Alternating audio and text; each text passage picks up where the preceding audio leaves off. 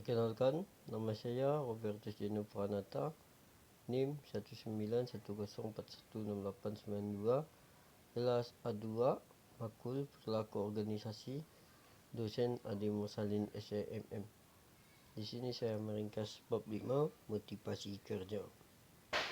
Motivasi diartikan sebagai keseluruhan proses pemberian dorongan atau rangkasan kepada para karyawan sehingga mereka bersedia bekerja dengan rela tanpa dipaksa. Dalam melaksanakan tugas tersebut, para pegawai perlu diberikan arahan dan dorongan sehingga potensi yang ada dalam dirinya dapat diubah menjadi prestasi yang menguntungkan organisasi.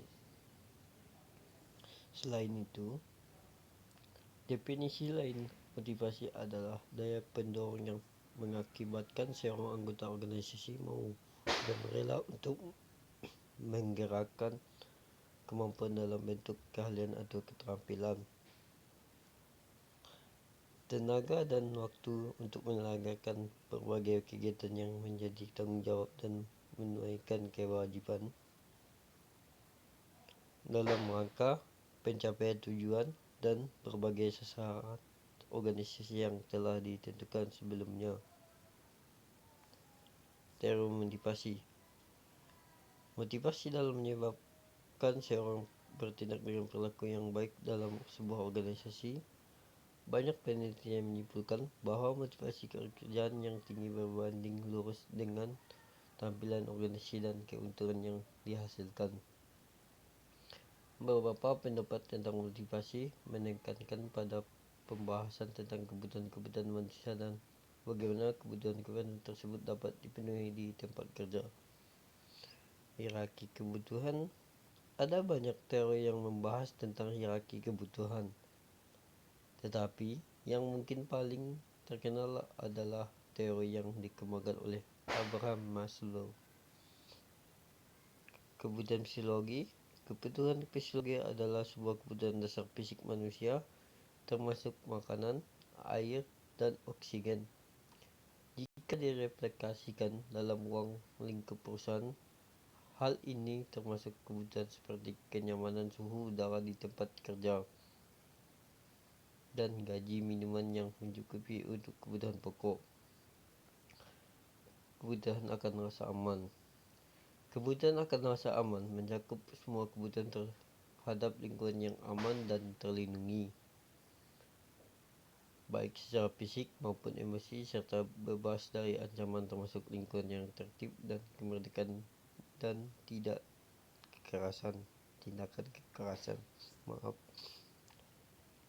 Kebutuhan untuk diterima.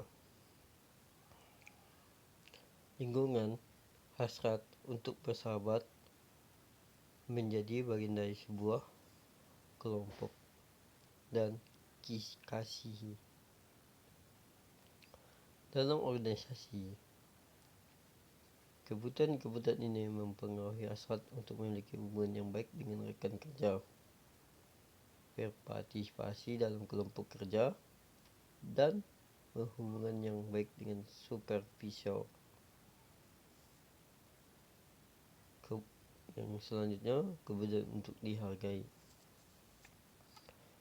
Kebutuhan ini berhubungan dengan hasrat untuk memiliki citra positif dan terima perhatian, pengakuan, dan apresiasi dari orang lain.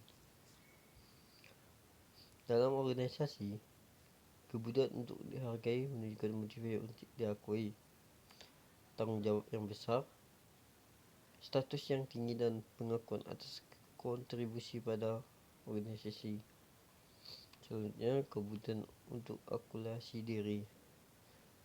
Kebutuhan ini adalah kebutuhan untuk memenuhi diri, yang merupakan kategori kebutuhan tinggi.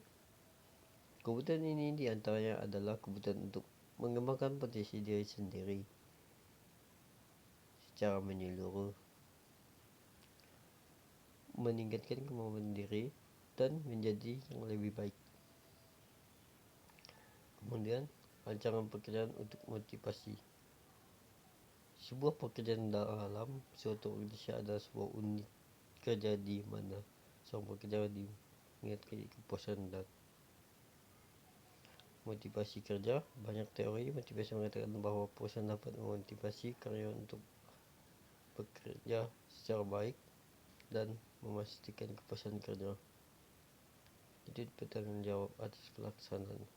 Sekian dan terima kasih.